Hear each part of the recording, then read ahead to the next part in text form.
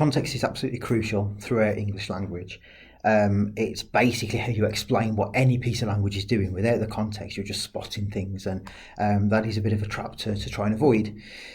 The one issue sometimes with context is people say things about text that you could say about almost any text ever. So this text is written to entertain. Well, it probably is, but that you could say that about all sorts of different texts. So the key thing with context is saying specific things that you could only say about that particular text, and avoiding generalizations, like, this text is from this publication, so therefore it has to be aimed at women aged 45 to 65 who are in this social bracket. You want to avoid those sort of sweeping statements. You want to be saying things that are very, very specific to just that text, and the best way of doing that is to think about production and reception. So production, how and why it was produced; reception, how and why it will be received. And I think if you stick to those and those prompts, that can sort of help you say more interesting things. So for production, as I say, that's how and why a text has been produced, and how is that going to impact the language that's used.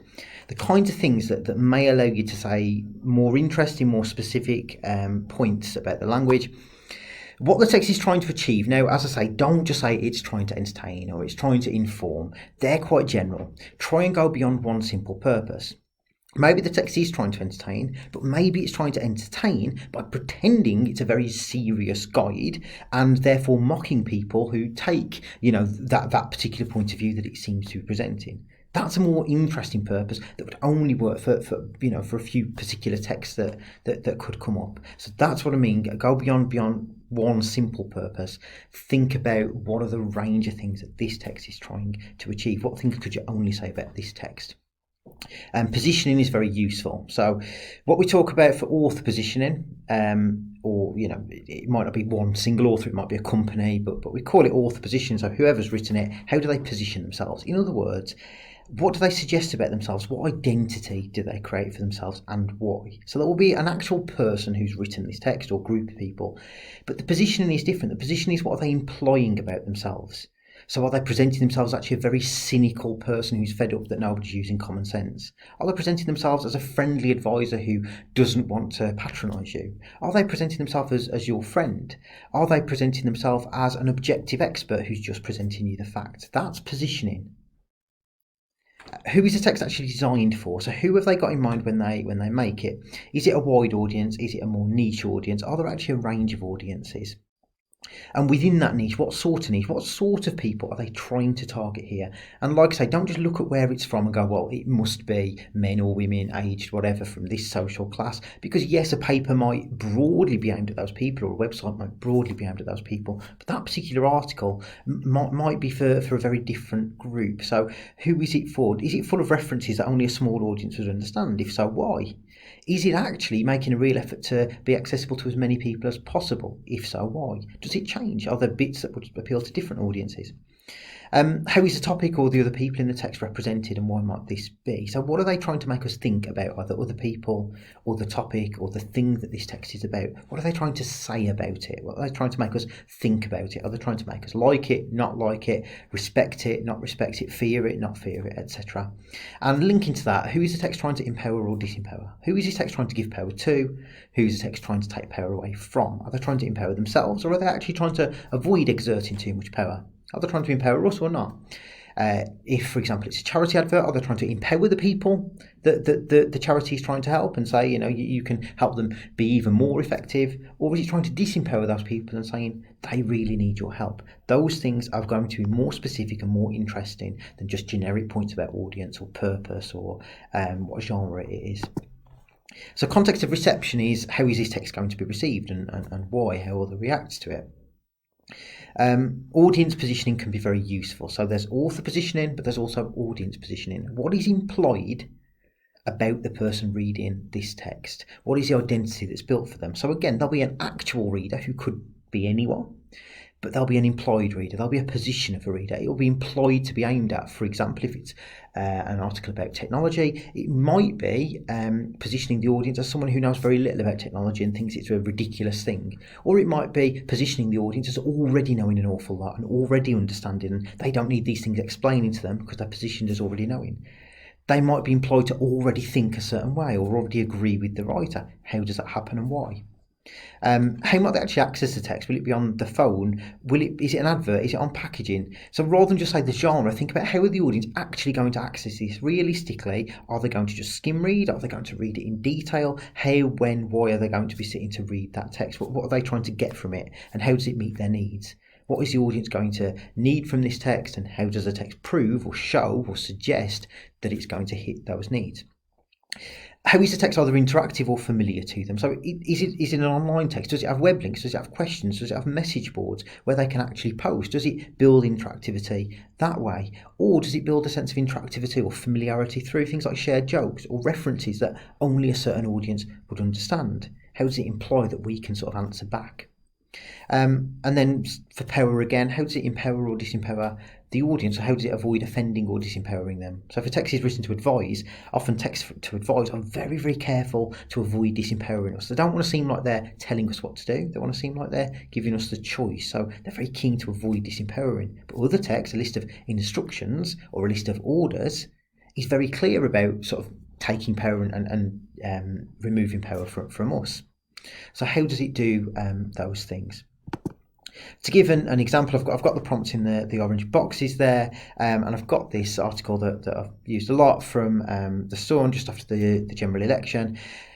Now, this is one where there is a bit of a trap because people might look at that and go, well, The Sun is aimed at people aged, 30 to 65 or whatever it might be, and they're from the C2 DE economic class, and broadly speaking those things might be true about The Sun, but not all of those people are going to read this particular article, and actually some people might be attracted by this article who aren't in that category. So be led by the text. Yes, take a clue from where it is, but be led by the actual text. You don't want to make those sort of sweeping generalisations. So I've highlighted bits that I think might be quite interesting, and I think you can link them to different aspects of context. So straight away, those Channel 4 lefties. So that demonstrative determiner, those, presents them as something else. Clearly, this is the writer positioning themselves straight away as not being a fan of Channel 4, not being politically on the left, so presumably more right-wing, but positioning us as also agreeing. We are not those Channel 4 lefties either. Funny, that implies a shared joke, that we both kind of find it funny that basically the Conservatives won this election and people on the left were quite upset. But then you get in time-honoured election fashion. It implies, again, that sense of familiarity. It positions the audience as following general elections. Now, if you made a sweeping statement about The Sun, you might say, oh, they're from the C2 DE class, they don't like politics very much. But of course, some people reading this do. So that bit, implies that the audience is perhaps a bit different. It's not a niche audience, but a more targeted audience who would follow politics and are positioned as knowing what they're on about. Ali Ross is trying to suggest to them, you know what I'm saying. We're on the same page here. We know what we're talking about. And he says, I've got to ask, were you still up for the Nish Kumar moment? Again, implying that this is a shared moment that we all understand. Many people reading The Sun wouldn't understand that. They wouldn't have seen this show. They wouldn't know what he was talking about. They wouldn't know who Nish Kumar was. But Ali Ross positions anyone who is reading this as knowing those things and finding it great. Please tell me you were. Carries on with that. Ali Ross is empowering the audience by sort of almost seeking their approval to go, oh God, did you see that? Wasn't it ridiculous? Notice the cause, and I talked about this informality before, it positions itself as kind of on a level. Ali Ross is speaking to us in quite a matey way. He's trying to position himself as just a normal guy who agrees with us. He's not trying to be an expert. He's trying to just be an ordinary man who feels a certain way. We get socialist fantasies like lefties. It's positioning himself and the audience as agreeing that basically people on the left are a bit ridiculous. Nish bellowed is a great example. We think people on the left are just almost animalistic. They're these crazed people. He talks about Krishan Gurumurthy and says for the first time in his career, he made me hell with laughter. So again, Ali Ross presents himself as this quite cynical person, this quite, not quite condescending, but, happy to sort of have a laugh at other people's expense. But we're implied to find that funny as well. We're implied to not like those things as well. So, this isn't a niche audience of stuff, but Ali Ross is very, very careful to position them in a certain way as a shared group. We're being empowered as well, aren't we? He's representing Krishan Gurumurthy as a terrible comedian, and therefore empowering us to laugh at him and go, isn't it ridiculous that he's unhappy? He talks about how unbearable the Corbynistas would have been, again representing them as this crazed cult, representing himself and us as normal people who were sane. he talks about, if Labour got a result, again, that familiarity, that informality. He's implying here we're both ordinary people. That bit in brackets, how does Lewis Goodall get away with it? Again, quite a specific reference implying that the reader has a fairly clear understanding of certain political figures. Ali Ross is positioning us as not needing to have explained to us who Lewis Goodall is. He talks then about Channel 4 being stupid enough to glory in its left-wing bias. We get a very interesting contextual play here, which is interesting, I think, for purpose, because on the one hand, Ali Ross is saying to the audience, I'm just telling you what you already know. On the other hand, we get bits dropped in like that just give us a little reminder, oh, by the way, Channel 4's left-wing and it's really stupid. So power is very, very interesting. On the face of it, there's a shared power of Ali Ross is going, you know what I'm saying. On the other hand, Ali Ross, I think, is at times exerting power and telling us what to think within this article that seems to be saying, you're an intelligent person, you make your own mind up.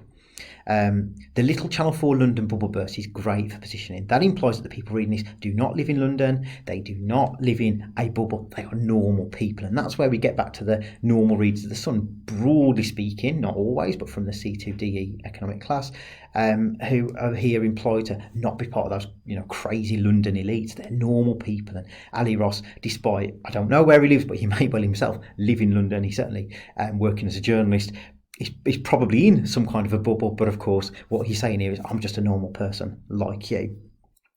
He talks about one of the other people involved, Catherine Ryan. It talks about Shami Chakrabarti. She'd been ordered to send her son to the local comprehensive. Again, very clever by Ali Ross, where what he's doing there is he's speaking to readers, probably you send your kids to the local comprehensive, but Shami Chakrabarti, this Labour figure, she's got no interest in that. Now, again, it's a very, very clever play, because on the one hand, Ali Ross is saying we're just normal people, we're not these powerful elite people. On the other hand, he's saying we're more powerful because we know that it's ridiculous. We know that Shami Chakrabarti's a bit of a joke and she's a bit of a hypocrite. So he represents her as being a ridiculous, stupid, hypocritical person, whereas he's saying we're just normal people. And then that last line, I think, is very interesting. The working class would refuse to sit in Channel 4's pre-prepared victim box. Again, very clever. What Ali Ross is saying is, I'm speaking to working class people, but look, you're intelligent. You know who these people are. You know how to think. You're not a victim. I'm giving you the respect that you deserve. A very, very clever play. And if you just say it's from The Sun, he'll be writing to people who, I don't know, only like monosyllabic words. You're missing all of that. This is a far cleverer text than that. So what's he trying to achieve? Make us laugh, but also probably persuade us to agree further with his perspective. How to position himself as a normal guy, as a cynical guy, as somebody who's not in a bubble, even though actually as a journalist he may well be. Who is it designed for? Probably a fairly wide audience, but an audience with a background knowledge in politics, who are probably quite working class, who probably don't like the left wing very much. How does he represent, largely Labour and Channel 4 as crazed people in this elite who aren't on the real world? Who's he trying to disempower? Labour, Christian Gurrin-Murty, Catherine Ryan, Shami Chakrabarti. He's disempowering them. He's therefore empowering us, and I think even more so empowering himself, because while he's saying I'm just a normal guy, he's also telling us what to think. The identity built for the reader, very much like him, cynical, annoyed, a normal person who doesn't like these people telling us what to do.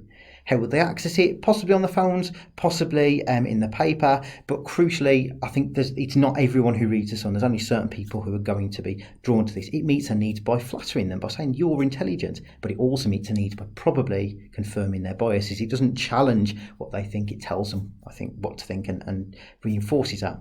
How is it interactive or familiar? We've got the informal language.